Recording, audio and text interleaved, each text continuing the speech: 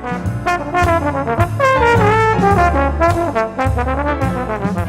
everybody, I wanted to talk to you about one of the things I'm working on.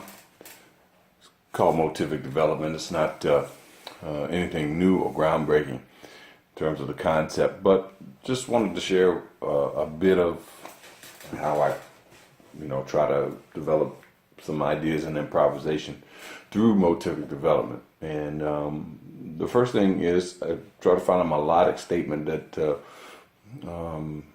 outlines a certain quality of chord. And then I try to take it through embellishments. Now, when we think of the term embellishment, a lot of times, especially the way the term is used in modern music, we think of things like grace notes, repettos, partitures, and stuff like that, embellishing a melody or playing around with the melody.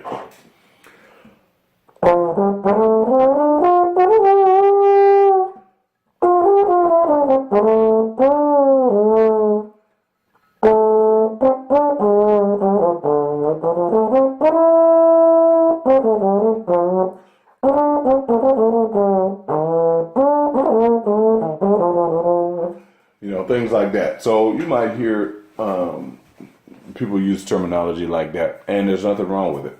I'm just thinking about the term embellishment and sort of the archaic form, the way that it was used, and that composers still use the term. So when we think about embellishments, we can have all kinds of things that we use to embellish melodies. We can have rhythmic embellishments or rhythmic modulations, like augmentation, diminution. We could have certain types of motivic development that is sort of natural, that comes with improvisation, like sequencing, right? Taking idea, moving it around to fit the chord, moving it intervallically, right? But the three embellishments that I'm really working on taking motivic statements through are retrograde inversion and retrograde inversion. And the short of it is retrograde is backwards, inversion is upside down or reversing the intervallic relationships of the notes in the melody. And then retrograde inversion is to play it backwards and upside down. So that's what I'm trying to do when I play melodic ideas. The next thing is that this idea of motivic development, at least in this way, using embellishments, doesn't work in every situation. For instance, the most notable situation is when we have an idea that traverses a progressive harmonic idea, like a 2-5-1 lick, right? Because if we're going to play a 2-5-1 lick backwards, then we're playing a 1-5-2, right? So it's not exactly the thing that sounds the best, especially if the harmony is progressing in 2-5-1. So it's not always effective. So that means you still got to learn your vocabulary. You still got to transcribe.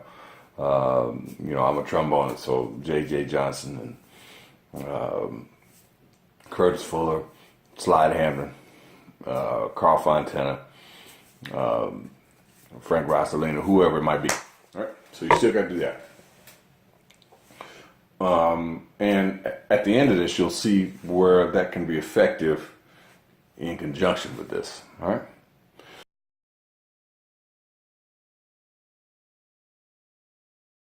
So, what does this sound like? What does this mean, this motivic development? So, I'm going to come up with a simple motivic idea, and I'm going to run it through these embellishments, okay? Now, I'm going to kind of skip over the detail, but do realize it's a pretty simple pattern based on a couple of intervallic relationships, thirds and seconds, right? But I think it's more effective if you just hear it. And so the idea sounds like this.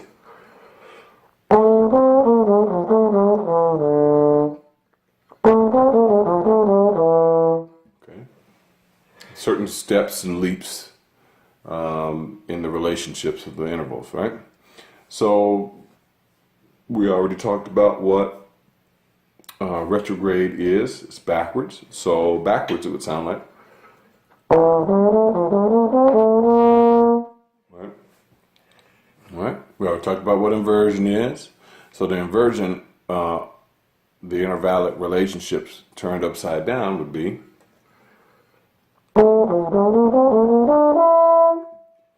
Right. And then retrograde inversion is to play the inversion backwards, basically, right? Right. So all four together sound like this.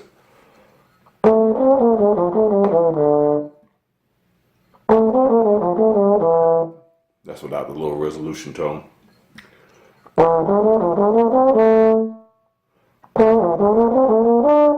And then, all right, so that's the motif, the retrograde, the inversion, and the retrograde inversion. Now I got news for you. This particular pattern just so happens that the retrograde and the inversion are basically the exact same, just basically different starting points. Similarly, the retrograde inversion and the original idea are the same. They're just different starting points. Now that's unique to this particular pattern because there's these intervallic, there's thirds, then a step, then a third, then a step. They're going in different directions or in particular directions, but because that third, second relationship, it just so happens that there are two pairs, and so basically it's just two ideas basically growing out of this one idea. But they all don't do that. They don't all do that. If I take particular melodies or particular ideas, they're going to sound different. If you go in different directions or you flip the intervals, you know, an idea like something like you